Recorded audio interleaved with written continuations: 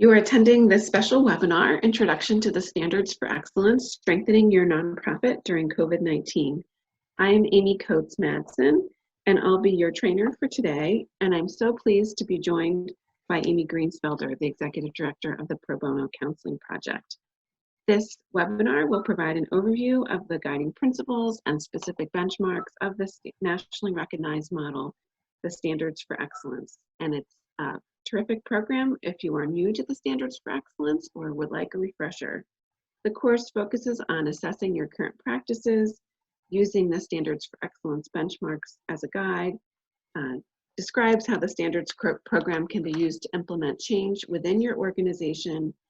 We talk about the resources to support your efforts and how your organization can earn the Seal of Excellence or one of the tiered recognition levels. We'll discuss how incorporating the Standards for Excellence into your work can help prepare your organization for the challenging times we are all facing now and will anticipate facing in the weeks, months, and years to come.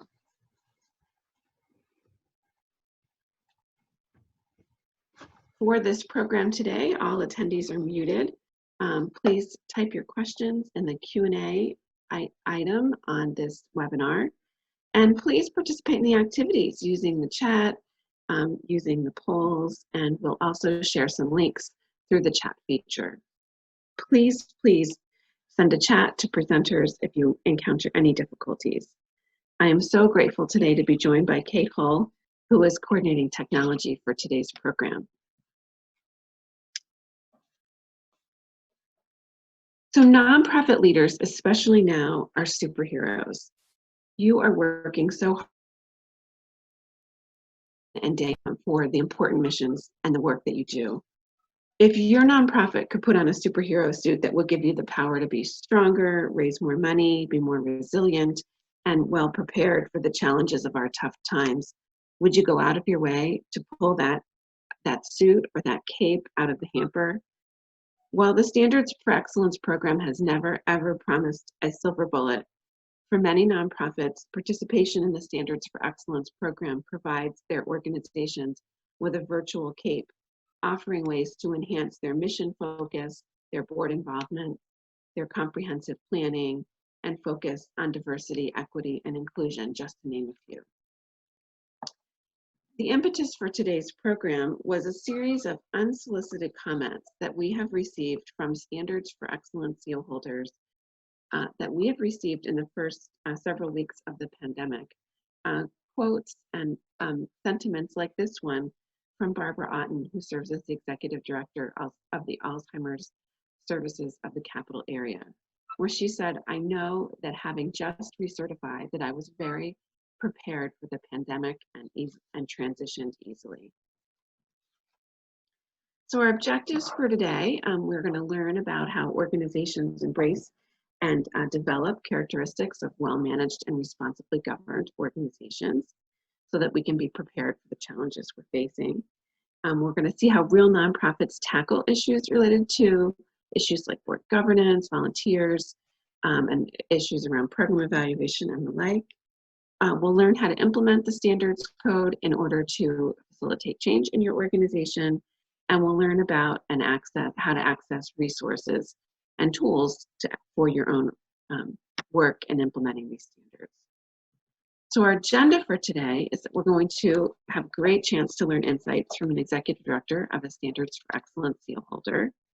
We're going to provide some program background and tell you about the components of the effort. We're going to talk about the accreditation and recognition opportunities available to you. And we'll dig deeper into the content in the Standards for Excellence code, what's included, and talk about how you can assess your own organization. And then we'll talk about accessing the tools and resources and outline some action steps on how to get started. So let's start by just finding out who is on today. So maybe in the chat, you could indicate your organization and the city where you're located. And I'm also going to launch a quick poll that will help us get a good idea about your mission and your budget size. Give you just a few minutes to click on this poll and check off what type of work your organization is engaged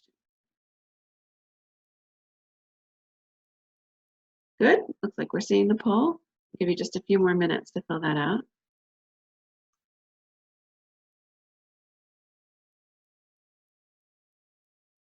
Great. Thanks all for adding your organizations to the chat. That's great.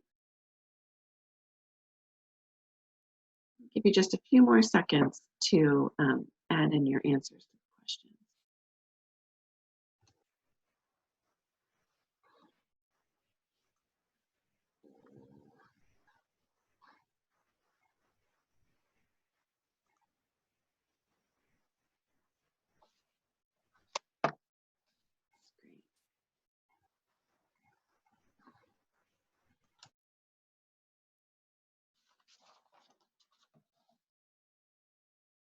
All right, so I'm going to end the poll and I'm going to share the results. We have a great group here today of individuals who are decided to kick off the work week after a long holiday weekend, learning about the standards for excellence, with quite a few representing human services, public and societal benefit, education, health, environment, and a third serving in other categories. And then our budget sizes are also quite varied, with some folks under 50,000, some in the category 50,000 to 250,000, a full, almost a third in the 250,000 to 750,000, another almost a third in the 1.5 million to 3 million, and some in the over 3 million category as well. So welcome, welcome. We're so glad that you are here today.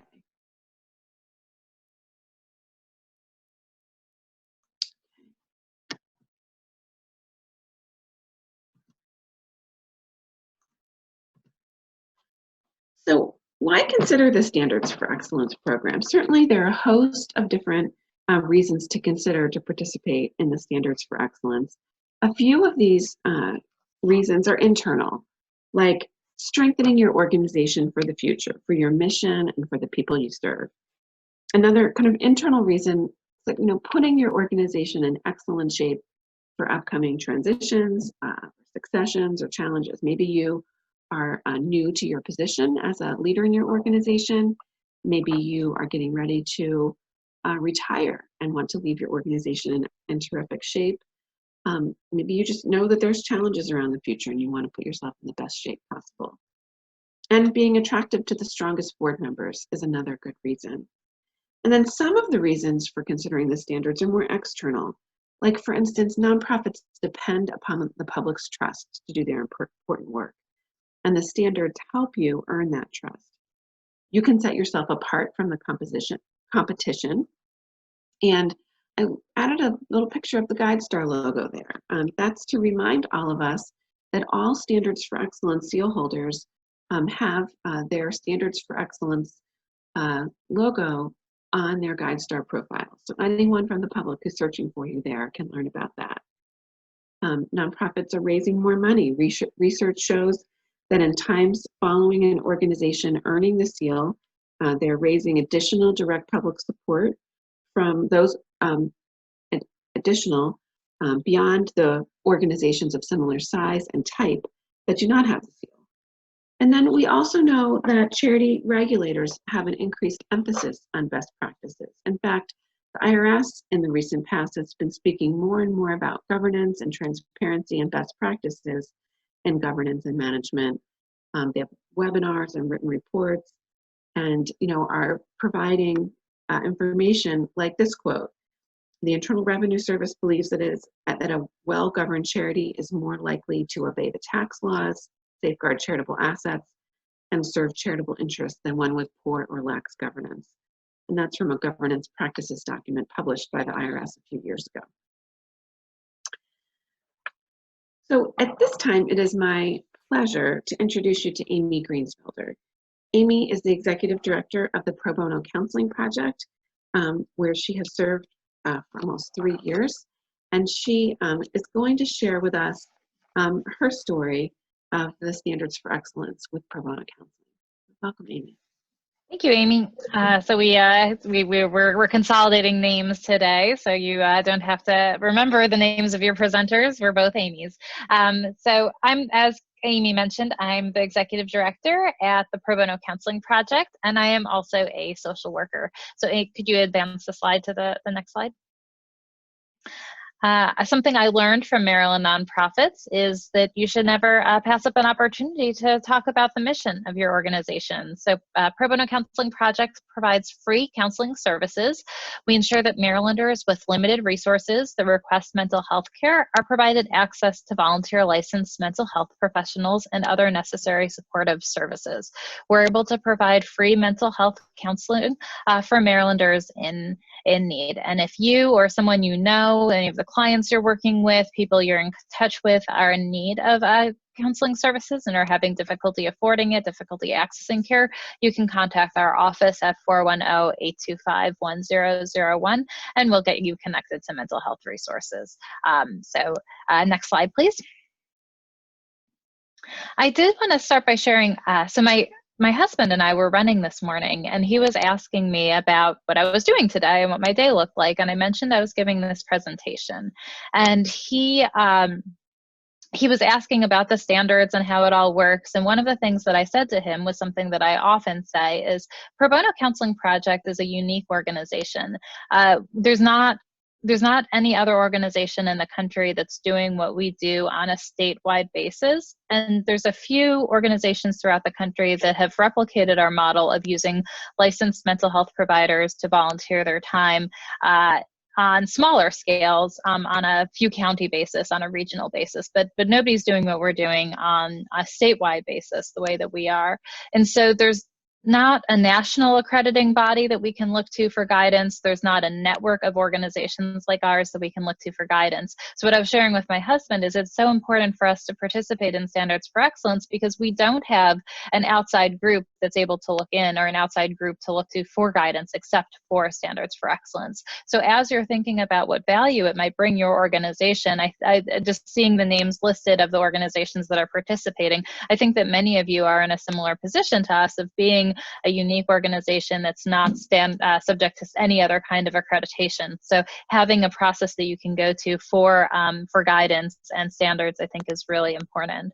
And so just what I'm going to do today is share with you, and just to give some context to towards the poll questions that were asked, our budget is in that about 500 to 750,000 range, and we started in the middle of March. We had 5 staff. We now have 6, and then we'll be hiring a 7th staff soon. So I'll get into some of the things that we were able to do during this pandemic time that I think directly translate from Standards for Excellence.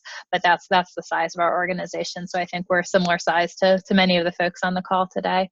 If you could go to so this is just a graph of what our journey was like that I'll be talking about. Amy, could you move it to the next slide, please? So our initial accreditation happened before I joined the organization. Pro Bono Counseling Project is coming up on our 30th year.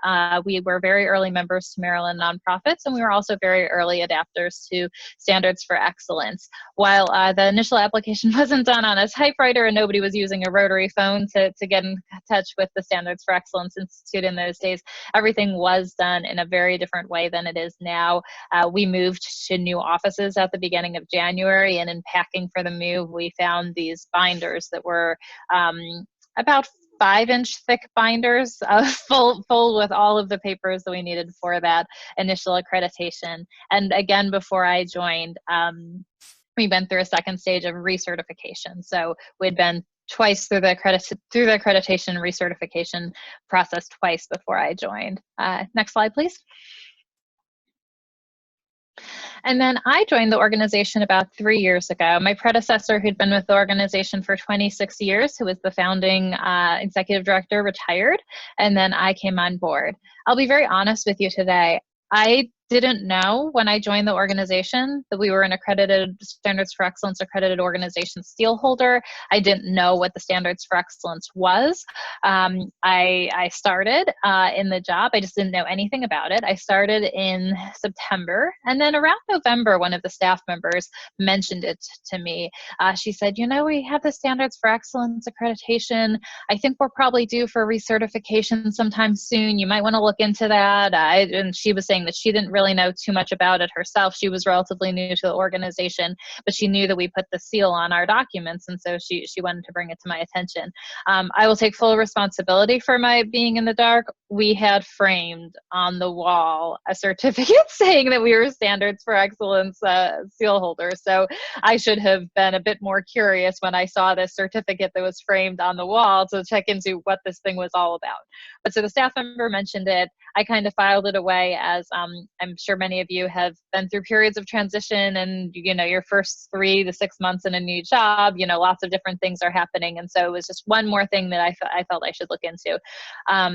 In a very timely fashion, not too long after that conversation with the staff member, we got an email from the Standards for Excellence Institute saying that we were going to be up for accreditation in that next year in 2018, and that we needed to go through the reaccreditation process and recertification process. So at that time, we really decided that we were going to pursue it. And what I'll say about this is it was such an interesting time in our organization.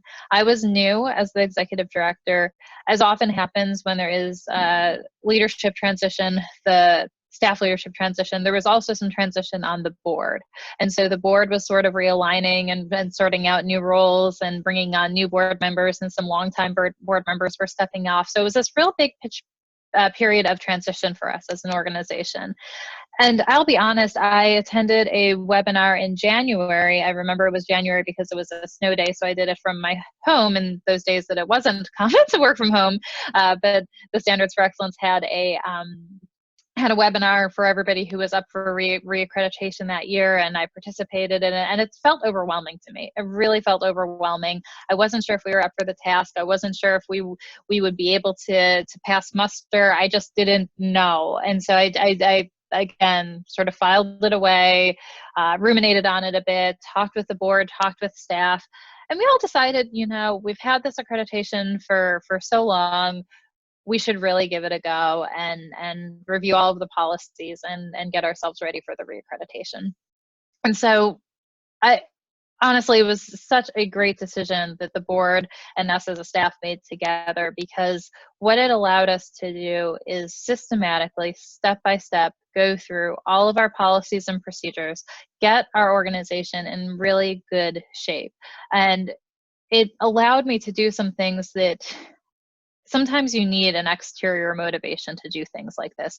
Often in leadership roles, you put things like reviewing the policies and procedures on your to-do list, reviewing the staff manual, updating the staff manual. All of those things are things that sometimes you look back and realize, oh, it's been 6 or 7 years since we did this. Having an external motivator to do that made sure that we didn't put those things on the back burner, that really we took this time with me in this new leadership role, plus new board members, to really take a deep dive systematically through all of our policies and procedures. The other really great aspect of it was that, as I mentioned, I was new to my role, and there were also some new board members, and it gave us a project to work on together. And I think it really set the tone for my relationship with the board as a relatively new leader to the organization. And I think for some of you who have been in positions longer, it could be a reset process for you. It really helped us define and delineate roles of staff and board and have this thing that we were working on together. I know one of the issues that often nonprofits talk about with board members is effective use of the board members wanting to be involved, but are there appropriate roles, making sure that everybody stays in the right lane. And the Standards for Excellence, going through that accreditation process, created a project for us to do together that really strengthened our bonds. Next slide, please. And spoiler alert, we did achieve the reaccreditation, and just this past fall at the Maryland Nonprofits Conference, we were given our reaccreditation. And so that's Heather Iliff, myself, and then one of the Pro Bono Counseling Project board members, and then a Maryland nonprofit board member. Next slide, Amy. And so that was just this past fall that we got the reaccreditation, and then we had about 5 months. So it was October that conference was when we got the reaccreditation, and then we had 5 months of relative bliss, and then COVID hit. And what's been really interesting with the transition to working from home that was necessitated by the coronavirus is that we knew where all of our documents were. I think and that's just such a basic thing, but we knew on our electronic folders where to look for all of the things that would facilitate working from home. We had a disaster management plan. We had all these plans in place for hiring. I'll mention about our hiring, but we had all these things in place that just made the transition so smooth. Next slide, please, Amy. So in the last 10 weeks, we've started new partnerships and gotten involved with new initiatives. We've started some new programs as an organization. We've raised about $225,000. As I mentioned, our budget is about $500,000 to $750,000 a year. So that's huge for us to do that in a 10-week period.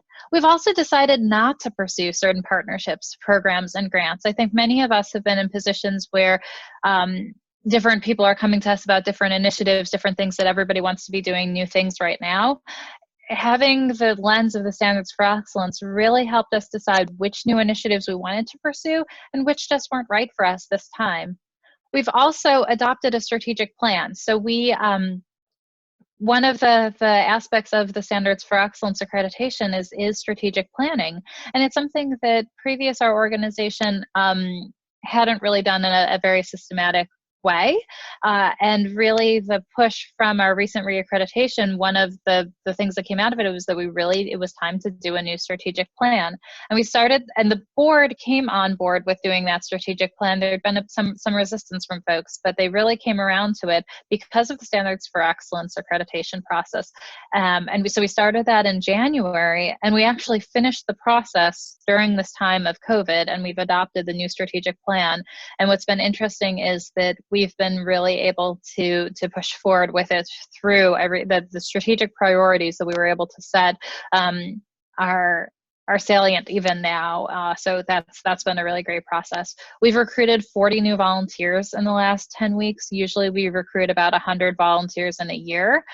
So that's huge for us. The staff, as I mentioned, transitioned to remote work. And we've also hired one new staff member. We're in the process of hiring another, and we'll be posting a third position soon as well. And so we've been able to grow in this time, and I really credit the Standards for Excellence. And there's lots of other things going on. We're a mental health organization, and mental health has really been identified as a priority at this time as people are realizing the mental health impacts. So that's one aspect of these things that we're seeing. But really, people knew that we were an organization to partner with and come to because of our Standards for Excellence accreditation. Next slide, please. So that's really what I wanted to share with you all today about our experience with it. I'm happy to answer questions, talk with folks, talk about the process, talk about everything that's happened.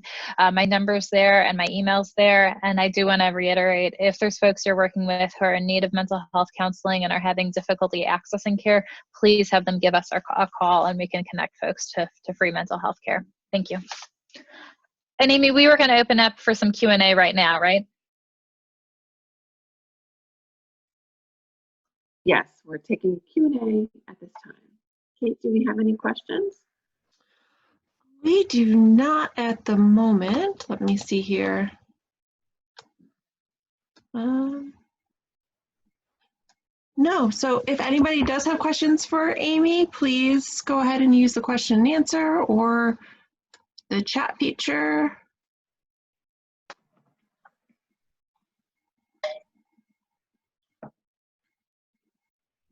And I'll be staying on for the rest of the webinar. So if there's other questions that come up, Amy and Kate can make sure that I get them. But it looks like maybe there is one coming through.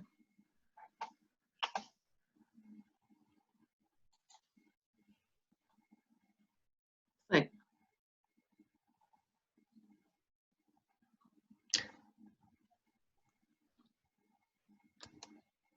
Susan, would it be easier if I allow you to talk instead of type? Let me go Okay, ahead and, unfortunately, because we are on the, oh, go ahead. oh, it looks like, okay, it's not working. Okay. Looks like we do have one question that came in, Amy, that says, can you share a bit about what did your strategic plan include, and how did you work through board resistance that you mentioned? Ah, that is all a whole other webinar. But I do think that, so I'll just share kind of broad strokes that I think folks on the board were resistant because of previous experiences with strategic planning, where you have these big retreats and you put all your post-it notes up on the wall and you do your charts and you write everything out and everybody feels really energized, and then you come up with your nice fancy document and then you stick it in the drawer and then nothing happens from it. And so we were able to so one was just continued conversation, just continuing to bring it up, really bringing up and tying to we're a Standards for Excellence accredited organization, and part of remaining accredited is what is the board doing around strategy, really highlighting that the 10 purposes of a board, strategic planning is one of the recognized main priorities of a board. So really making sure the board realized that if they weren't doing it, they weren't fulfilling responsibilities. But really, I think that there is this dance that oftentimes executive directors play of, you know, maybe people won't listen to me directly, but if I say the Standards for Excellence is saying this is a good idea, people do buy into that. And then we interviewed a few different consultants, and one gave a really powerful presentation. We didn't actually end up going with that person, but I think it really got people thinking about the possibility of strategic planning when we had this person in for just a presentation to the board. And then we interviewed a few other consultants, and we went with one that was highly recommended from other organizations that the board members really believe, really trust these other organizations. So it was just honestly, that conversation started from pretty much the moment I started close to 2.5 years ago, and we've just adopted the strategic plan now. So it wasn't and then another aspect that I think has been really powerful is bringing in new voices and new board members. So as I mentioned, we did go through this period of transition where some board members transitioned off, and then we also brought in new board members. And when there's new voices to the mix, I think often then too, and also that adds to what I was saying previously about having Standards for Excellence as a sort of, encouraging things. Some of these new board members were also encouraging it. So when people have other people they trust and respect suggesting something, it makes it more palatable. So it really was I would say, like, multifaceted, and but really saying that Standards for Excellence, we have this accreditation and we're doing this, and that's a requirement of Standards for Excellence, I think really helped with that. And have any other questions? There is one more. About how much time did you spend in getting everything prepared in order to achieve the Standards for Excellence accreditation? Yeah, so golly. So one of the things, and I meant to mention this as I was talking, is that one of the things that I also really appreciate about Standards for Excellence is that it's an evolving process. So we'd been accredited 5 years ago. As I mentioned, I did this webinar in January where they went over everything that we were supposed to do for reaccreditation, and we were going to submit by October of that year. And it was really driven home on that webinar. Get started early. It can, it's a long process. I sort of fell back on this. Well, we were accredited before, so how much really could there be? How much change has happened? Well, Standards for Excellence has done their due diligence and updated their standards based on evolving best practices. So there was a lot that we had to do. Golly. So the big thing I would say is pull other people in. I made the mistake of really doing it by myself with the board and not really involving other staff. So I would make sure that there's other staff other than just you involved with the process. It was really, I couldn't even tell you the time. It's really hard to quantify. It probably took us about 6 months, and I would say 5 to 10 hours every week of those 6 months. But we also did maybe not that much, maybe 3 to 5 hours. But it really was the big focus for that 6 months. That was everything. The board was really involved and really working on it. So yeah, it is a big process, but it's well worth it, putting in that outlay of time and energy.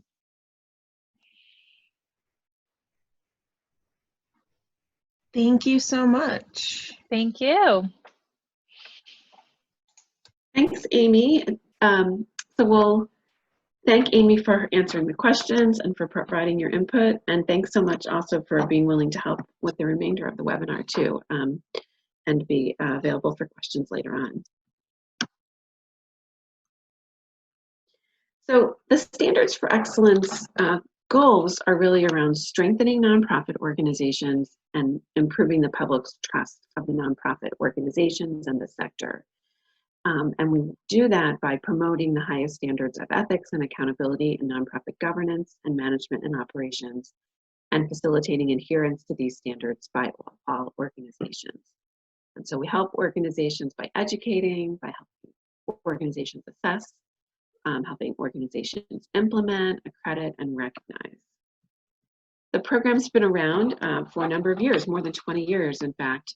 In 1998, we launched the Standards for Excellence program after more than 2 years of research and development. And it was launched as an effort to help nonprofits just in our state of Maryland. But interestingly, almost as soon as the ink was dry on our first set of standards, we got calls from other organizations in other states wanting to also offer the Standards for Excellence program to the nonprofits that they served. And we started with, in 2001, September of 2001, actually, replicating this program in 5 other state associations of nonprofits, where we licensed these other associations to take what we had developed and learned so that they can also strengthen the organizations within their states. This turned out to be a successful model, and after our pilot, we decided we would launch this initiative called the Standards for Excellence Institute, whereby we added more partners, we added national membership and services to organizations around the country as well. We continued over time to continue to enhance the program, adding the accreditation, which was initially only available in Maryland and through our licensed partners, making that available throughout the country.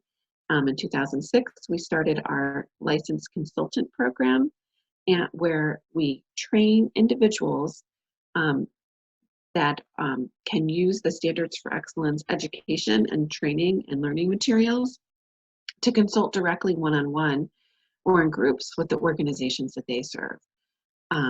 We continue with that program today. We've been issuing the seals for a number of years. In 2012, we started our efforts to have not only full accreditation, but basics and basics enhanced recognition for organizations that want to be recognized for implementing portions of the Standards for Excellence. We've got about 200 seal holders at this time.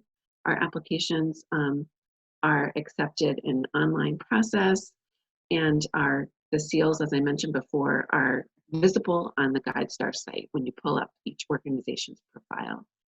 And while we change and update and enhance the standards each year, in 2014 it was a really big year because we did a massive sort of overhaul of the code and all the educational materials and all of the learning materials, and transitioned to what we call Standards for Excellence version 2.0. Mentioned before that we've worked with 5 different state associations of nonprofits at the very beginning, and we continue with about a dozen partners which license from Maryland nonprofits the Standards for Excellence program to support the nonprofits that they work with. And that includes state associations in Delaware and Alabama, Ohio, Pennsylvania. Center for Nonprofit Advancement works in Washington, D.C. and Virginia. And we also work with the State Association in Oklahoma, Oklahoma Center for Nonprofits. We work with national partners, including the ARC of the United States, the American Nurses Association, Leadership Roundtable, which works with institutions of the Catholic Church, as well as the Sacred Sector program at the Center for Public Justice. The Markkula Center for Applied Ethics offers the program at Santa Clara University in Silicon Valley. And Momentum Nonprofit Partners offers the program in a 3-state region in the Memphis metropolitan area.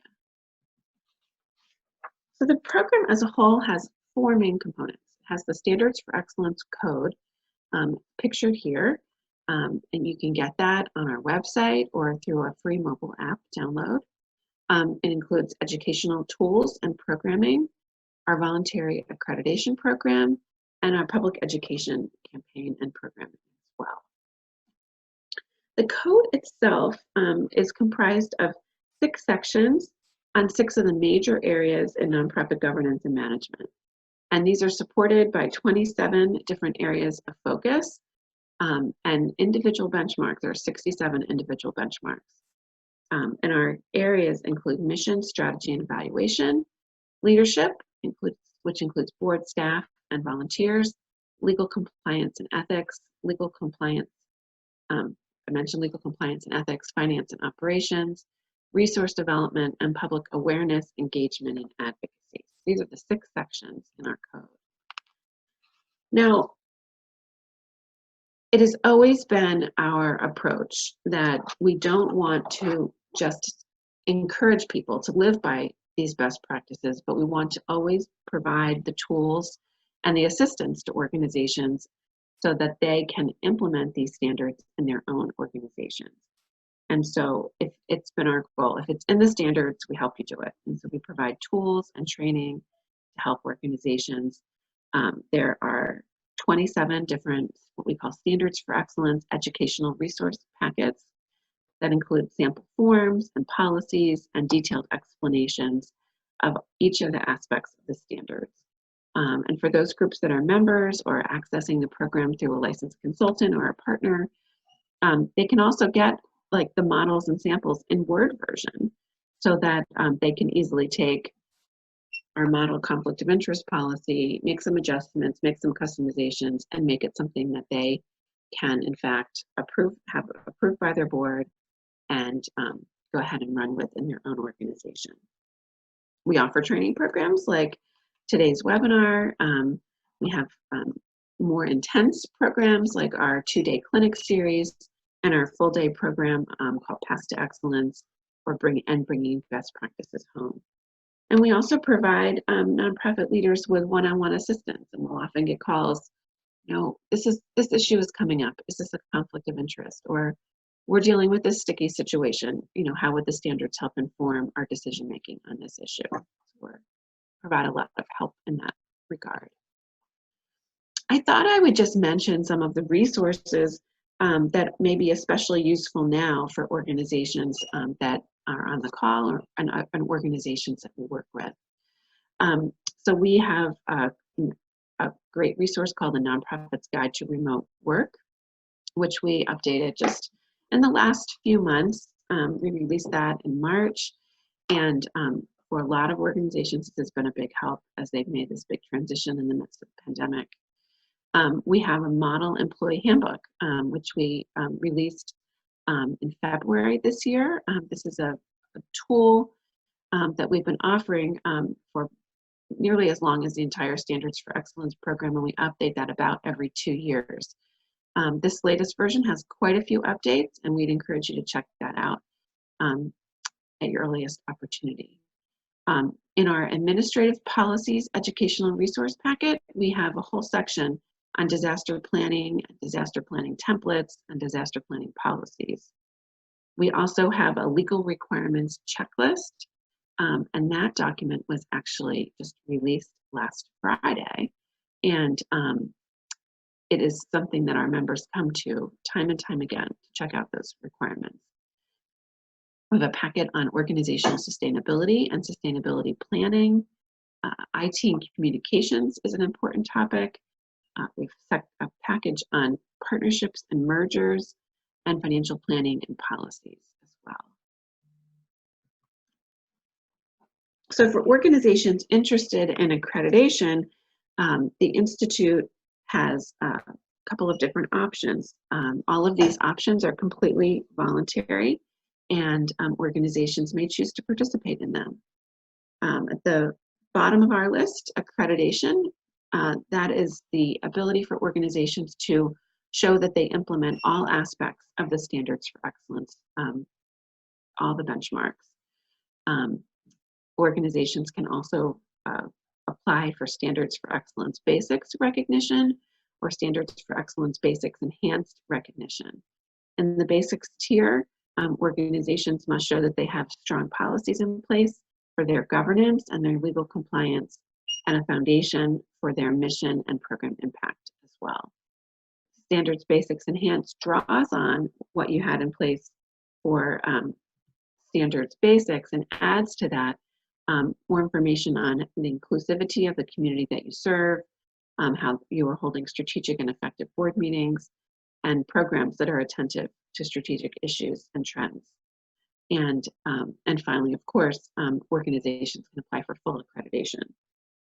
Organizations submit their applications in an online submission process, and they are reviewed by the Standards for Excellence Institute. There is a 3-step review process for full accreditation involving staff review, peer review, and council review. For the basics, there is a staff review, and for Basics Enhanced, there is a staff review and a council review.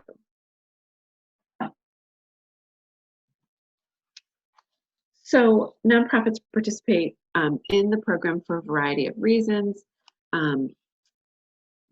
Public trust is right at the center. Organizations are interested in raising more money, having stronger board performance, being more sustainable, minimizing their risk, increasing their equity and inclusion practices, identifying growth. There's just a lot of different reasons why organizations choose to participate in the program.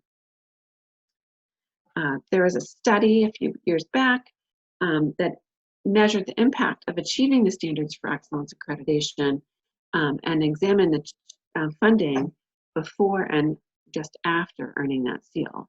And the research showed that the organizations who had the seal, when compared to organizations of similar size and type, had greater direct public support just following accreditation. And there's a piece on this that's also linked on our website if you wanted to see that.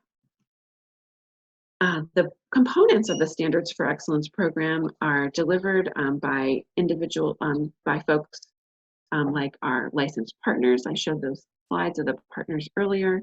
Through our licensed consultants, we have over 175 licensed consultants, and they can be searched on the Standards for Excellence website as well. And then in membership in organizations like Maryland Nonprofits, through our partners, and we also have a membership in the Standards for Excellence Institute as well. So let's pause for a few minutes and just kind of pull back that curtain. Like, what's the content? What is covered in the Standards for Excellence Code? What benchmarks do you need to have in place in order to earn that seal or apply for recognition? And I've provided here, and you'll get copies of the slides. You'll have the links and things afterwards. But there's a link to the code itself on this slide. And you may also see the full code available as a mobile app. And you can get that through Apple or Google Play, and that's a free download. Many organizations that are going for the standards will have all of their board members download that so that they always have that standards document handy as they're making decisions for their board.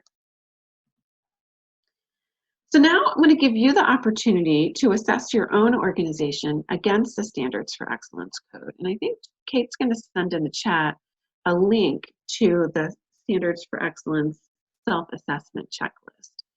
And we're always encouraging folks. So the question that was asked of Amy earlier, how long did it take, to implement the standards? And that's a question that we get quite frequently.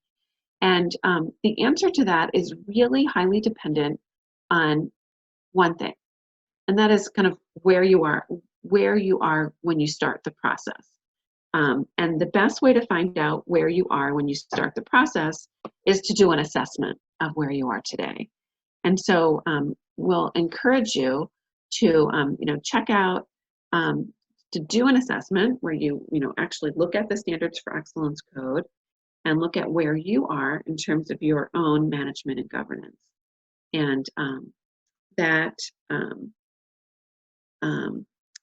assessment checklist we'll be able to provide for you.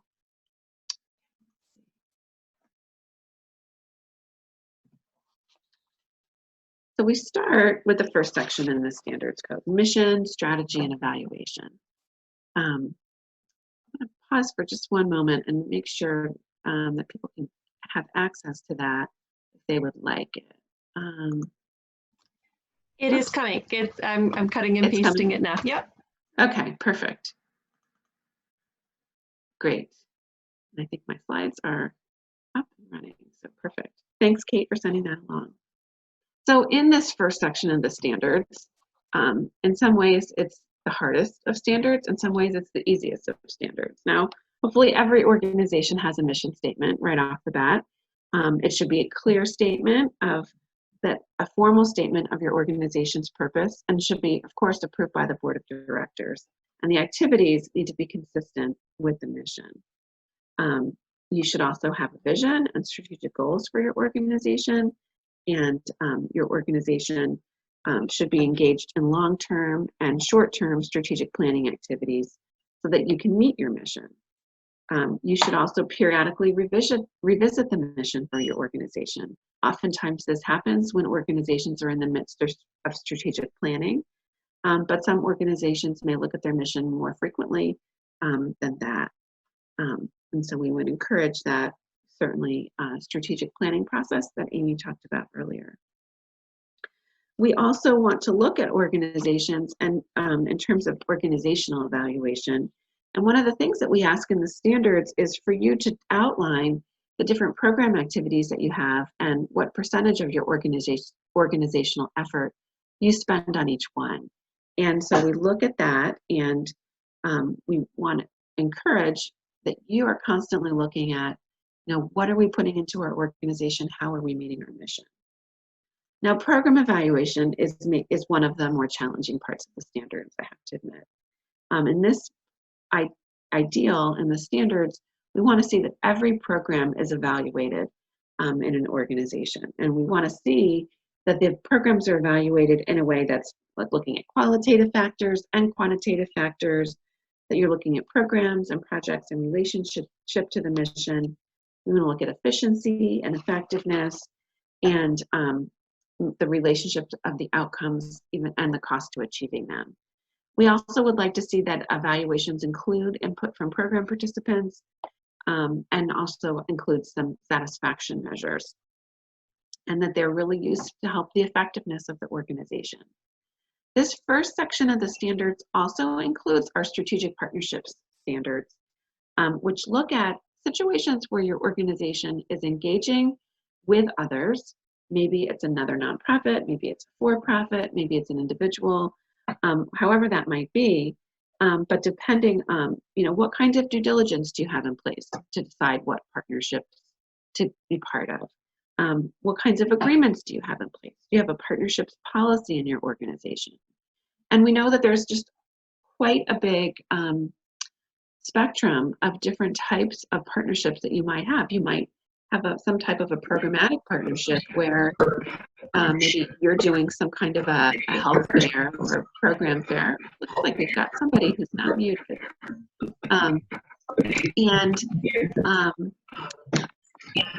We look at that, and that may have one type of agreement. Maybe it's just a short one-pager or something like that. But another type of agreement that you might have in place might ultimately lead your organization to merge with another. And if that's the case, the types of due diligence, the types of documentation, the types of written agreements that you'll need to have in place are significantly more detailed and more comprehensive as a whole. And so we want to take the seriousness that is needed in entering into these partnerships, because we know a lot of times nonprofits do enter into partnerships that they have a hard time getting out of, or that are more supportive of the partner than they are of the nonprofit. So this is the type of benchmarks that's included in our first section in the standards. I want to pause for a moment and share with you this great quote from Standards Basics Enhanced Executive Director Cheryl Petty Garnett of Ivy Community Charities, who said, "The standards validates what our priorities are at this time.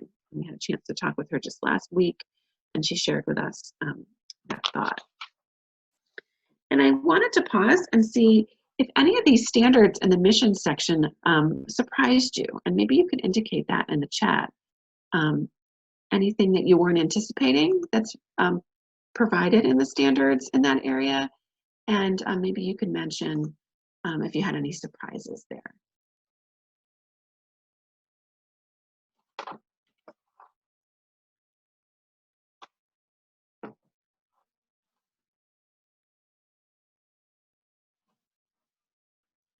Some folks are surprised to see that we would like all aspects of the organization to be evaluated in, sort of in terms of program evaluation. Some folks are maybe a little surprised to see that strategic partnerships and mergers are included in the standards for excellence. Some will say, you know, we do have a lot of partnerships in place, but they're not written down, and we don't, you know, they're not formalized. And so by participating in the standards, it encourages folks to move in that direction. All right. All right, so let's move on to the next section in the standards, which is leadership. And the leadership section is the longest section in the entire standards and the most comprehensive. And since the very beginning, nonprofit executive directors have been taking this leadership section of the standards and distributing it to their board members. There's been a lot of interest in nonprofit board members in terms of understanding their roles and responsibilities and understanding how they can really excel in the work they are doing to support the nonprofits they serve. So this section of the standards looks at a range of items. It looks at governance responsibilities for board members, looks at their responsibilities, fiduciary responsibilities, or to hold the organization in trust for the public. We look at making sure that folks who are serving in board roles are serving in their roles because they're personally committed to the mission, and that they're on board serving in this fiduciary role. That organizations have appropriate bylaws in place. There's a set of standards about the board's role in terms of supervising the executive director. And of course, that means hiring, firing, evaluating, setting compensation, and general supervision of that executive director on an ongoing basis. And of course, this is full board responsibility as opposed to the responsibility of just one individual or committee. We look at the board's responsibilities for supporting the executive in his or her role, granting them sufficient authority, and helping to ensure their success in the organization. There are a set of standards related to board effectiveness, things like evaluating themselves on a periodic basis, having job description in place for board members so that board members understand their roles and responsibilities, having a development strategy in place so that as you are bringing on new board members, you have a strategy for evaluating, orienting, training your new and existing board members as well. We also, as part of the standards, encourage organizations to have term limits in place so that individuals are not serving on the board for years and years and years. They have defined set of terms in place. So they may be served 2 3-year terms or 3 2-year terms, or a certain number of 1-year terms, or a certain number of 4-year terms, but that those terms are defined, and that once the individual has reached their number of terms, they could take a year off before being reinvited to be on the board again in the future. We also look at succession planning in terms of the board doing succession planning for its own leadership and for leadership of the staff as well. And then we look at the independence of board members. Board members should serve without compensation for their service. There should be plenty of individuals in their role, at least 7 or the very minimum 5 board members. And when there's a situation where there's an employee who's also a voting member of the board, the circumstances must ensure that there is no undue influence provided by any one board member. And then we look at board meetings, making sure that there are at least 4 board meetings in a year, and more if more are needed. That the agendas are set up in a strategic way to make sure that they're addressing the strategic issues, and making sure that the boards have minutes in place for their meetings as well. Some boards are working with a lot of committees, and the committees, maybe committees that are been delegated decision-making authority by the board, in which case they would also need to have minutes in place. Otherwise, they should be reporting back to the board on an ongoing basis. This section, leadership, also looks at the executive director's role and looks at the functions of the executive, making sure that they are working, they're supervising the staff, they're implementing the policies for the organization, that they're providing the supervision needed for the volunteers, and that they are in charge of the sustainability and financial efforts of the organization. And this section also includes a portion on diversity, equity, and inclusion.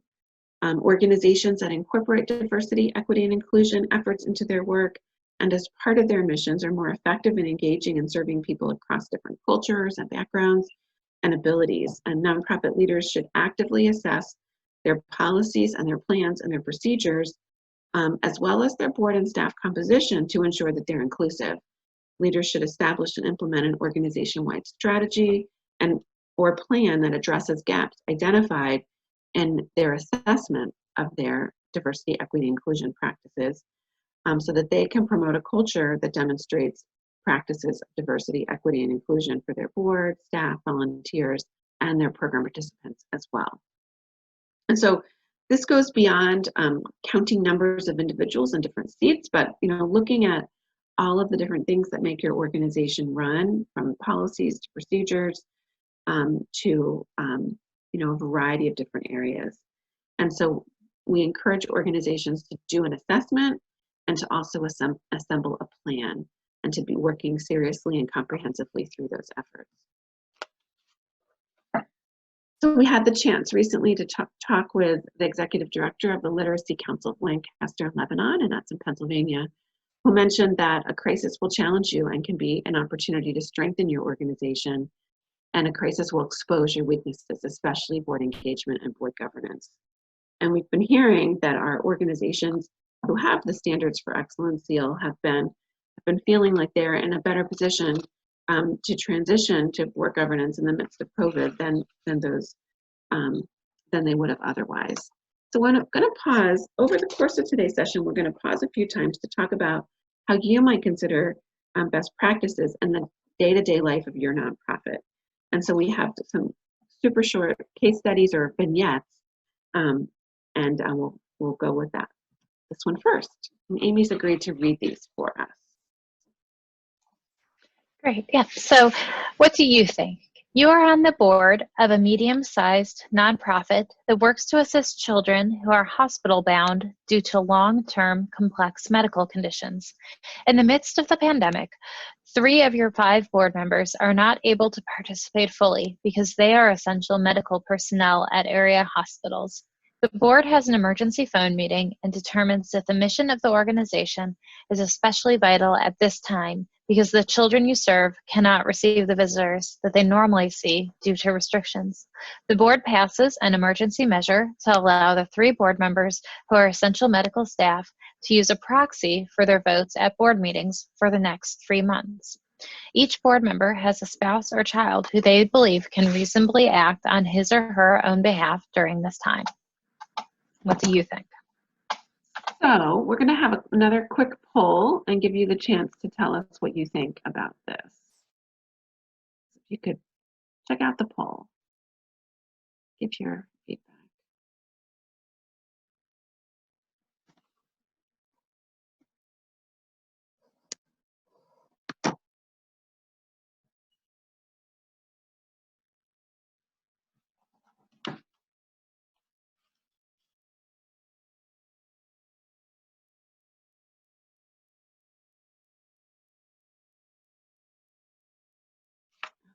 We're going to end the poll and share the results.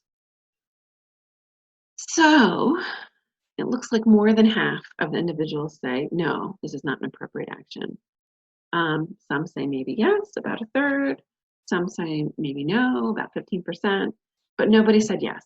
So this is good news to me. Now, we know that individuals who serve on the boards have this fiduciary responsibility. And part of having this fiduciary responsibility of holding the organization in trust is that proxy voting is just not something that would be in keeping with standards, and it would also not be in keeping with the state law in most cases, certainly in the state of Maryland. And so this kind of thing would not be a great idea. There may be other ways that the organization could adjust to help their board members who are essential personnel fully participate. Maybe board meetings could be changed to very non-traditional times. Maybe board meetings could be made quite a bit shorter. Maybe it makes more sense to have more frequent but super short meetings to be something that would be helpful and appropriate for the individuals. But sending in proxies, especially for a situation where it's 3 of the 5 board members, but really any proxies would just not be in keeping with the standards. So thank you, Amy, for reading that, and we'll move on to the next. So any sections in the leadership help you identify any sections for your own growth? Sections for your own growth.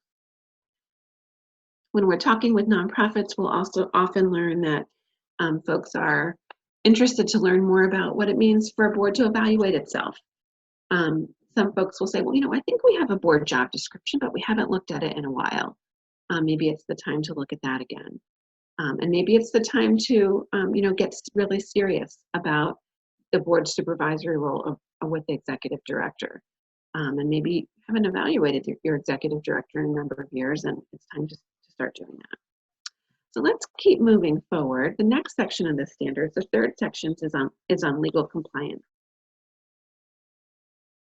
Evaluation of the executive director. Yes, that might be a motivator for people who are on the fence.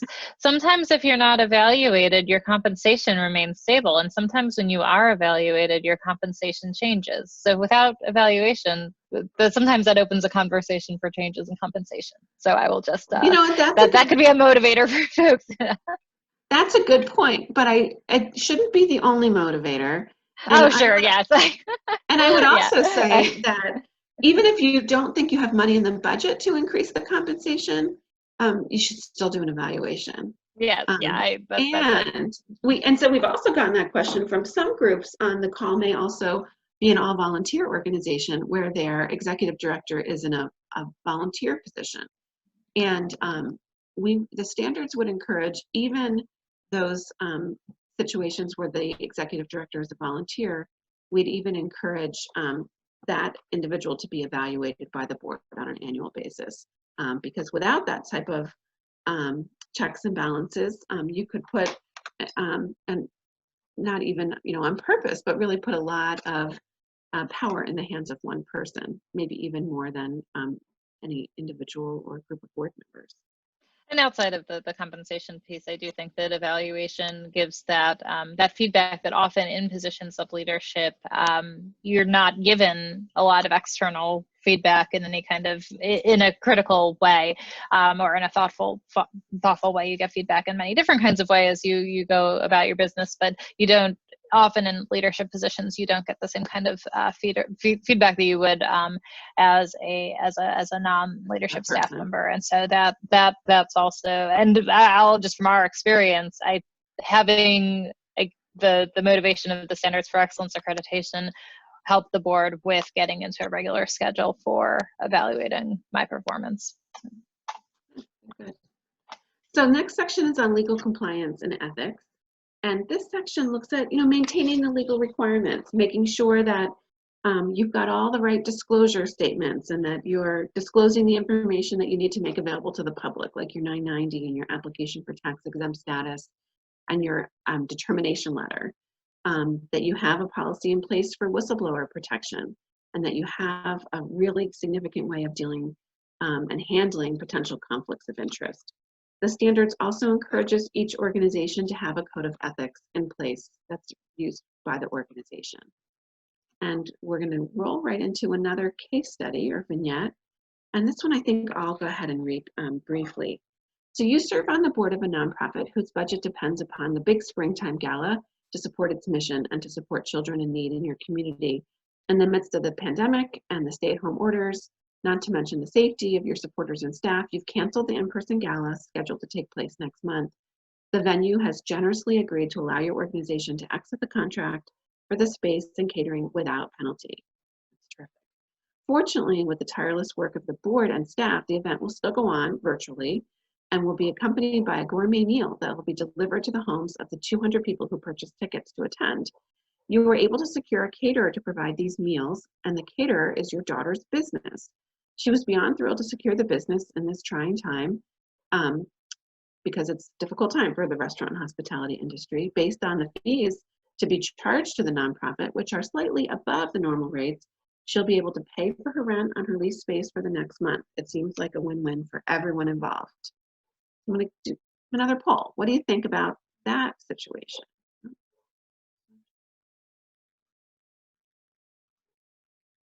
I'm going to launch another poll. What do you think about that? Does a conflict of interest exist here? Do you think this could have been avoided?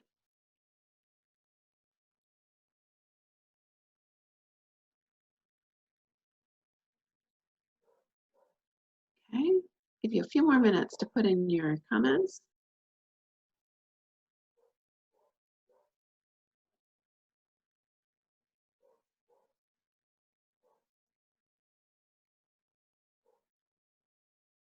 Okay, so I'm going to end the poll and share the results. So it looks like over half of the people say yes, this definitely is a conflict of interest, and about almost a third say that maybe. About 15% say no, this is not a conflict of interest. I would say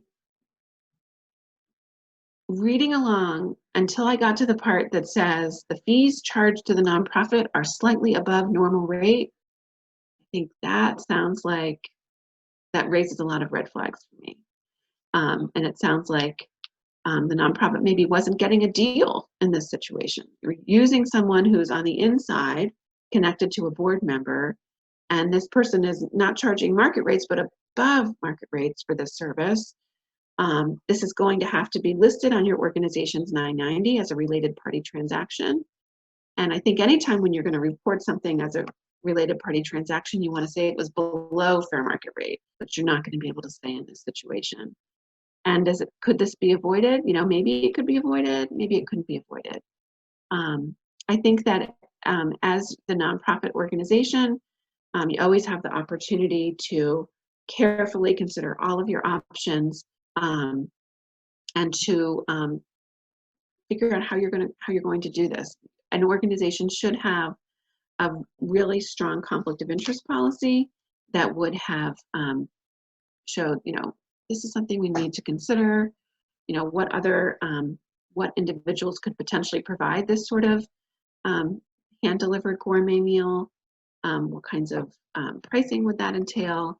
And certainly you as the member of the board would not be voting on nor promoting your daughter's catering service in this regard. It's not illegal to go with someone who is related to a board member, but in order for the organization to be good stewards of all of the donated or earned income, the organization really needs to make sure that when it is doing things that might be with a related party, that is happening at or below fair market value. And I would even take the more conservative stance to say that below fair market value is the way to go, if at all possible. Okay, so let's keep moving ahead. And finance and operations are next part of the standards. And in this section, we look at financial budgeting, reporting, monitoring.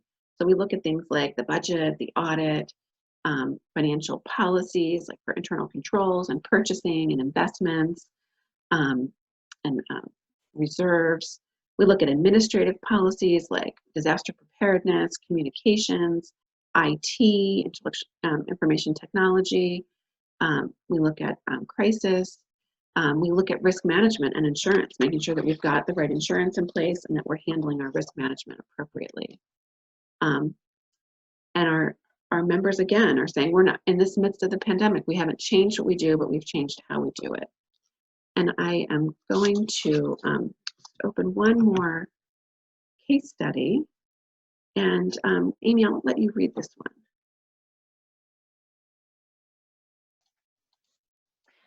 You serve as the advocacy director for a small nonprofit, under 20 staff. Along with other staff members of your nonprofit, you've been working from home for weeks and weeks. You're assisting in the development of a policy for reopening your organization and happened to be searching the internet one evening and found that you could secure 5,000 disposable thermometer strips for only 75 cents a piece. You believed that these would surely be sold out if you waited another day. So you went ahead and made the purchase of 5,000 of these non-returnable items on behalf of your corporate credit card. While you are not normally involved in procuring items or authorized to make purchases like this, you feel quite pleased to be helping your organization move ahead in these challenging times. How would you handle this? Okay, so let's get your advice on this one. We'll have another quick poll. What do you think? Is this a good, quick action by the advocacy director? Should the advocacy director have recommended someone else purchase the strips? Should they have followed the organization's purchasing practices? What do you think?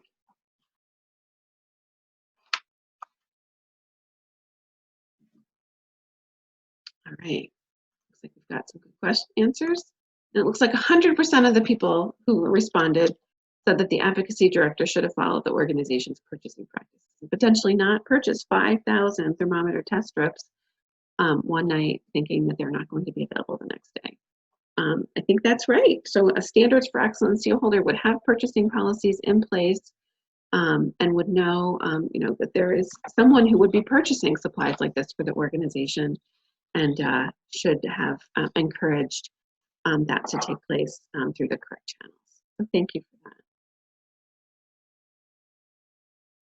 All right, so we also look at resource development portion of the standards, and this is all about raising money. And I'm going to share this quote from Chris Wilder, who's the CEO of the Valley Medical Center Foundation in Silicon Valley, who said, as a Standards for Excellence seal holder, we are able to establish ourselves as the most ethical and accountable option, gaining credibility with immediacy in this time. We have raised more money in the last 2 months than in the last 2 years. We've established ourselves as the main location for funds and PPE donations for Silicon Valley. So that's a pretty powerful story, and we were excited to hear about their success and the trust that has been placed in their organization. So the standards also looks at having a resource development plan in place, looking at the various sources of income, how the organization raises its money, making sure that for every dollar it spends, it raises at least $3, looking at donor relationships and donor privacy and acceptance of gifts, and looking at who is raising money on your organization's behalf.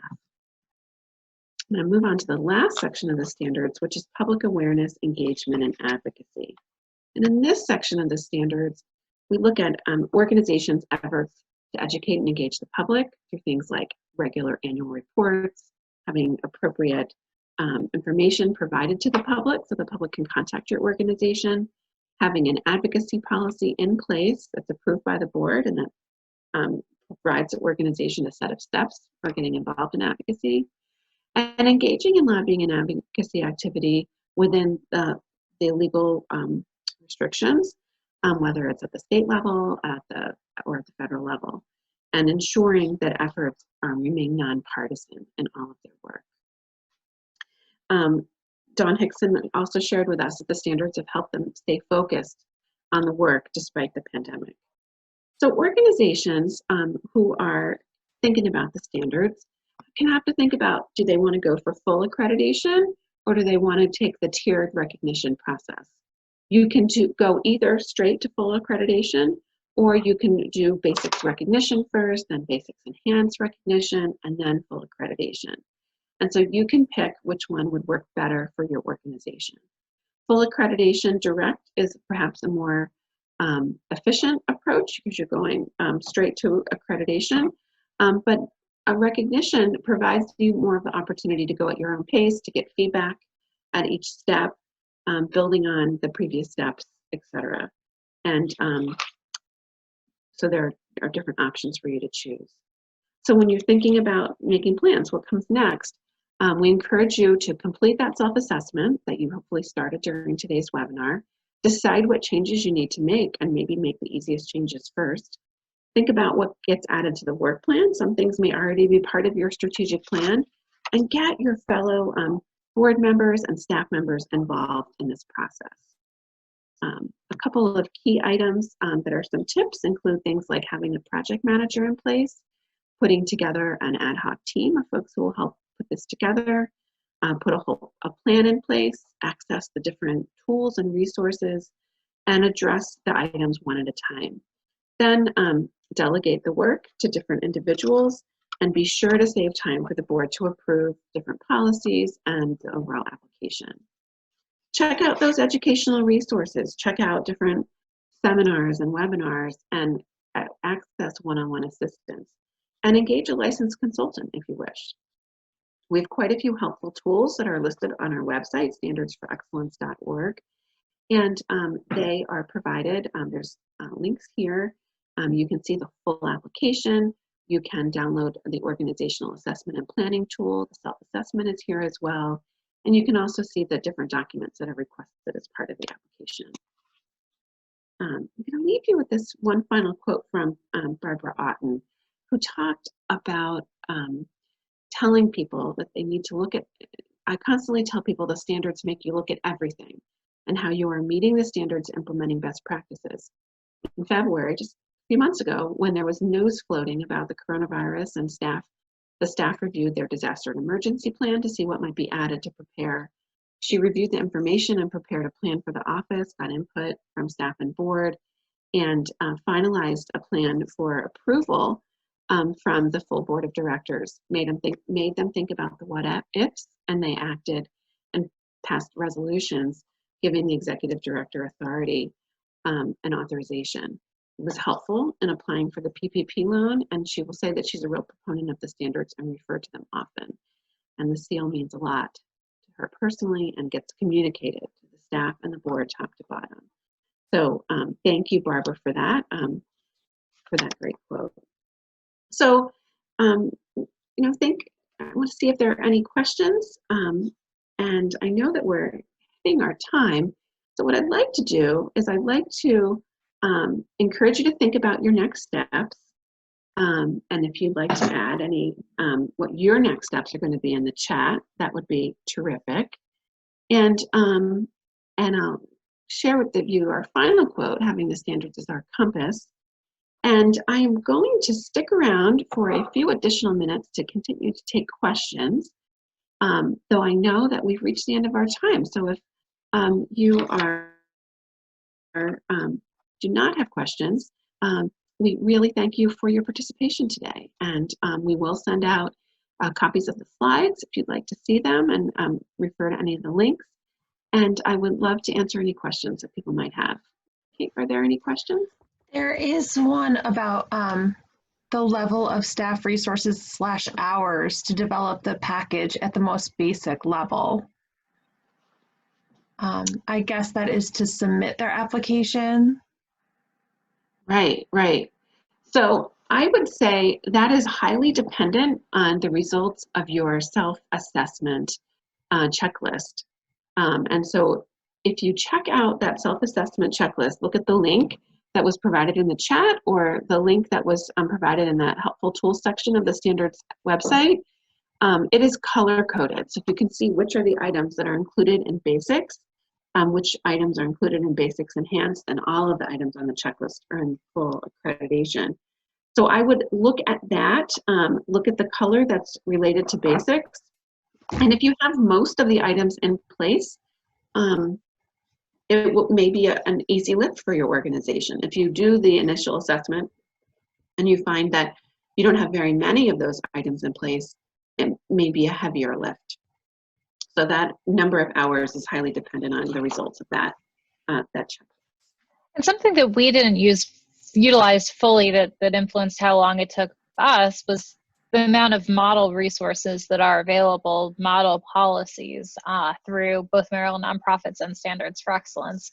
So you can find things that are easy to adapt for your organization. One of the things that we did that was helpful in that process was, again, this is part of that self-assessment, but going through and seeing what all we had, and I just created a grid of where we were with each of the policies and what things were being recommended by Standards for Excellence where our policies might not have met all of the criteria. So they make it easy to go through and figure out, okay, this is where we are, and this is where different things will need to be updated. Thank you, Amy.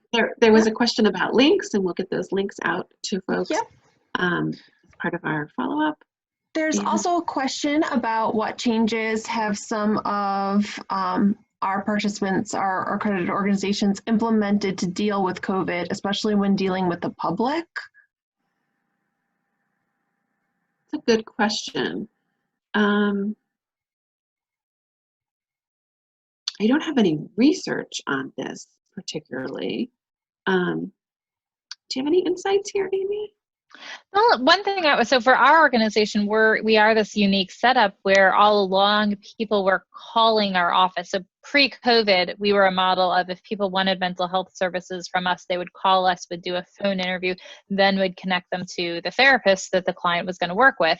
And so we just changed to teletherapy. So all of it is completely remote now. So our model is a little bit different than I think a lot of folks that are more used to clients coming out or members of the public coming into their office kind of a thing.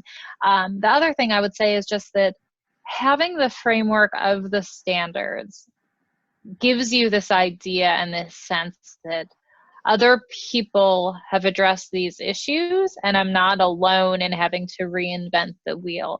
So there's the kind of like, what do I do in this particular situation, looking for things, but just having this framework that there are answers to your questions out there, I think has really helped us through all this, knowing where to turn for guidance from Standards for Excellence, Maryland nonprofits, support from other organizations.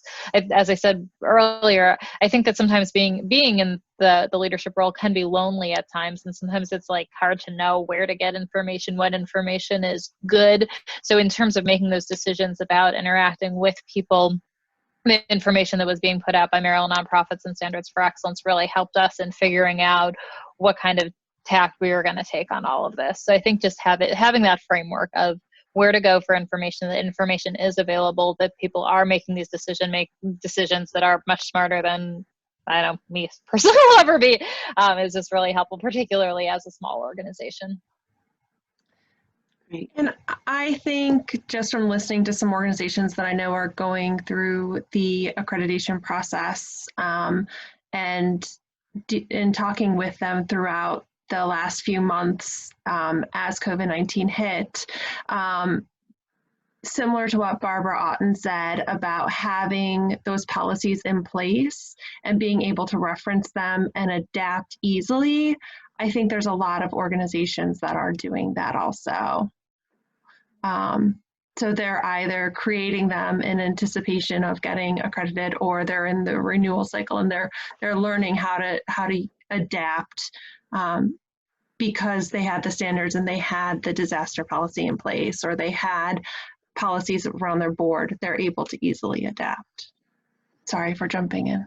No, that's terrific. Thank you. And of course, I didn't fully introduce Kate earlier, but Kate is the accreditation manager at Maryland Nonprofits. And so if you were working on your application or you're considering the application, Kate is a really terrific person to reach out to. Maybe Kate, you could put I'll make sure your information gets in our useful links in the follow-up email, and we can make sure that happens. Also, with regard to that last question, I would also encourage, so we know our seal holders, especially those who are dealing with the public more in person, they might be finding that their websites are just getting updated much more frequently than they were in the past. I know that is definitely a situation with our own organization.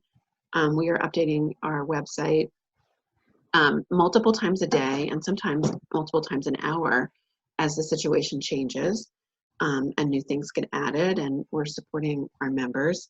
And also that communication and working with those who are our supporters and our fundraisers, I think takes on maybe a more frequent pace. And we are also really following our policies around respectful treatment of donors, and looking at our donors' intents and things like that, and just keeping that front and center as well. And I think with that, I think we thank you so much for your time, and especially a special thank you to Amy Greensfelder and Kate Hall. And if you have follow-up questions or concerns, feel free to reach out to us, and we are just thrilled to have had this chance to talk with all of you this morning. Thank you. Thank you. Thank you, Amy.